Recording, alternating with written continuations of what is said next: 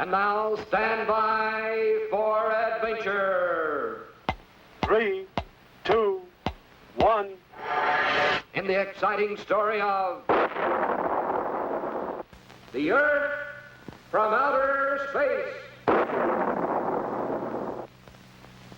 Colonel Bleep, Squeak, and Scratch are on their way to outer space for a moon's eye view of our planet, Earth. Here, hundreds of miles above the Earth, they see our planet as a huge round ball speeding through space in its endless orbit around the sun. The Earth completes a full circle around the sun every 364 1/4 days, which is exactly 1 year by our calendar.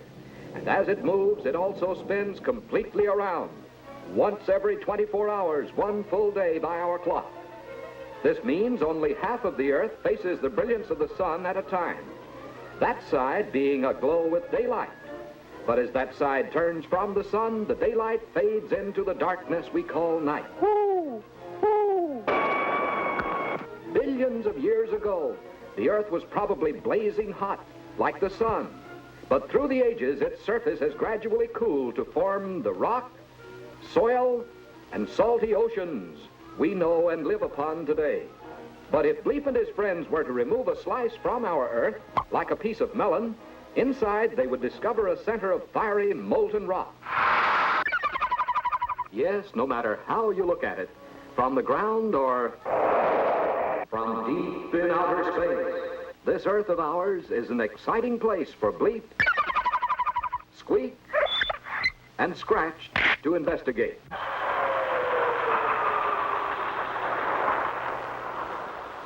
But it can be even more exciting close up. So now the spaceman dives earthward for a closer look at one of the cities in which the people of this planet work, live, and play. As Colonel Bleep, Squeak, and Scratch peeked down through the clouds, they found the city of New Orleans, Louisiana, cradled within the wide sweeping curves of the mighty Mississippi River. Today, the romantic riverboats of yesteryear have been replaced by modern barges and swift ocean-going freighters, which have made New Orleans the second largest United States port. Colonel Bleep admired the towering buildings in the business district, and Scratch was fascinated by the colorful flags of the International Trademark Building. Meanwhile, Squeak had spotted Canal Street, the widest street in the nation, and it seemed the whole city was aglow with excitement. This was the season of the Mardi Gras, that festive celebration that attracts thousands to New Orleans every spring. Bleep, Squeak, and Scratch landed atop one of the most beautiful floats in the parade, and the people cheered wildly because Bleep and his friends looked just like 3 happy paraders, disguised in weird costumes of the past, present, and future. The parade took them through the quaint French Quarter, past colorful gardens, massive grilled gates, ornamental wrought iron balconies, antiquated street lamps, and Basin Street, birthplace of Dixieland jazz.